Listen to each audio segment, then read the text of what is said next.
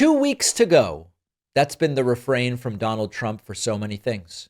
In August of 2020, we were 2 weeks away from Donald Trump signing into law his new healthcare plan. Well, I think we're at least 2 weeks away today. We still haven't even seen it, never mind having it signed into law.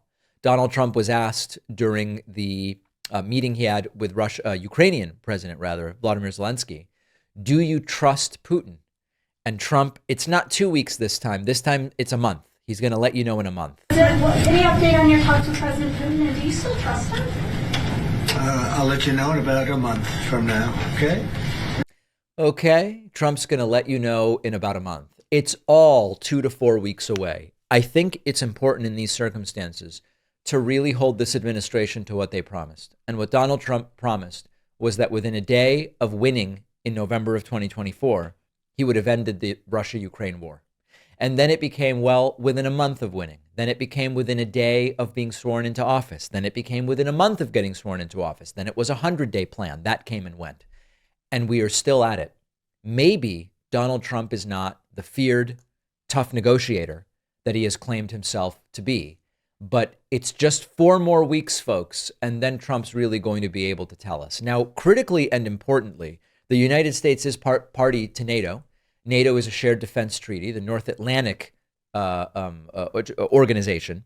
And that includes that there is a agreement of shared defense. If a NATO country is attacked, then attack one, you are attacking all, and we will all come to the defense. Donald Trump was asked, do you think NATO countries should shoot down Russian aircraft if they enter their airspace? And Trump says, yeah. But then he was asked, would the U.S. help out?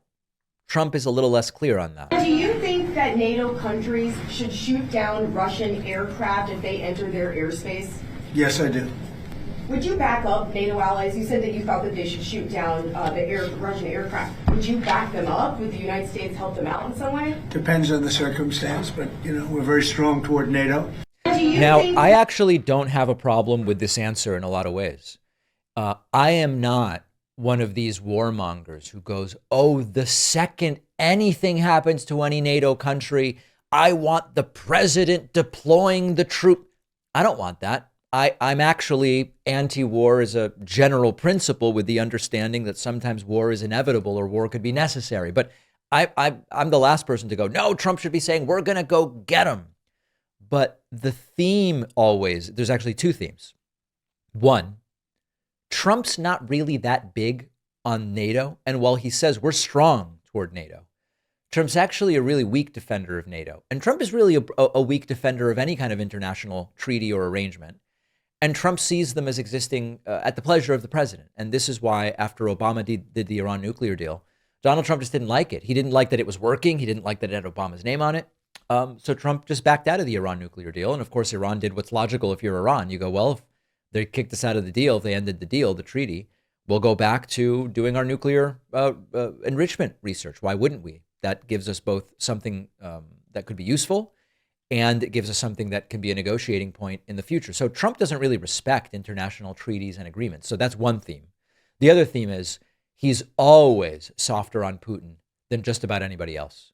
If I can assure you that there are other countries where, if Trump was asked, if X country made some kind of incursion, is the U.S. going to be there to help out? And Trump would go, oh, we would be there with fire and with fury. Absolutely.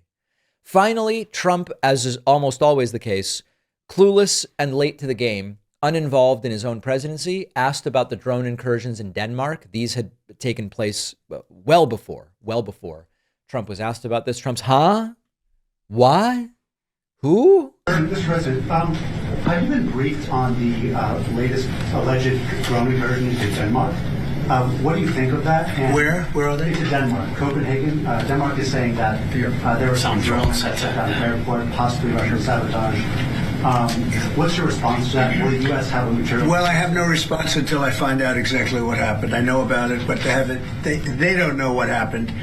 But we're going to find out very soon. Translation, Trump doesn't know what happened because he apparently has not been briefed about it. He just has no idea what's going on. And again, it's the double standard.